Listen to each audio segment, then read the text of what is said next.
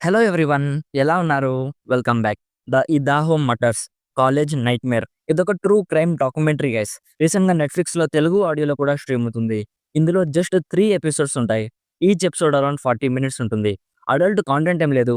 కానీ true crime కాబట్టి మీ ఫ్యామిలీకి ఈ జానర్ ఓకే అనుకుంటే ఫ్యామిలీతో కూడా చూడొచ్చు.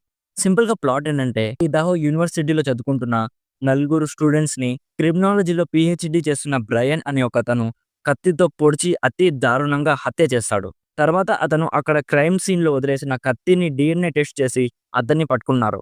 సో, అసలు పీహెచ్‌డీ చదువుతున్న ఒక ఎడ్యుకేటెడ్ పర్సన్ ఇలా చేయడానికి రీజన్ ఏంటి? అనేది బేసిక్‌గా ఈ డాక్యుమెంటరీ ప్లాట్. నాకైతే చాలా ఎంగేజింగ్ అనిపించింది మామ. అసలు నిజంగా జరిగిన క్రైమ్‌ని చాలా క్లియర్‌గా ఎక్స్‌ప్లెయిన్ చేశారు.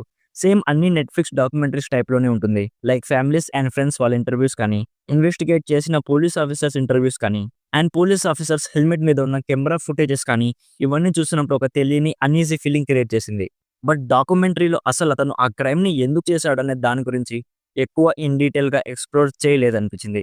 లైక్ హత్య చేసిన బ్రైన్ అసలు ఎందుకు చేశాడనే పాయింట్‌కి ఈ డాక్యుమెంటరీలో ఎక్కడ కూడా ఆన్సర్ అయితే దొరకలేదు గైస్. మెయిన్ డ్రాబ్యాక్ ఇదే గైస్. వై అనే దాని మీద ఫోకస్ పెట్టడం కంటే కూడా ఎక్కువగా హత్య చేయబడిన వాళ్ళ మీద అండ్ వాళ్ళ ఫ్యామిలీస్ మీద ఎక్కువ ఫోకస్ ఉంటుంది.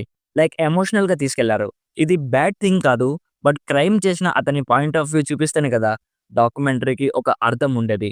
అది కాక అతను క్రిమినాలజీలో పీహెచ్‌డీ చేస్తున్నాడు. సో, నేను ఈ డాక్యుమెంటరీలో ఇంకొంచెం ఇన్ డెప్త్ రీసెర్చ్ ఉంటుందని ఎక్స్‌పెక్ట్ చేశా. బట్ అలా ఏమీ లేదు గైస్.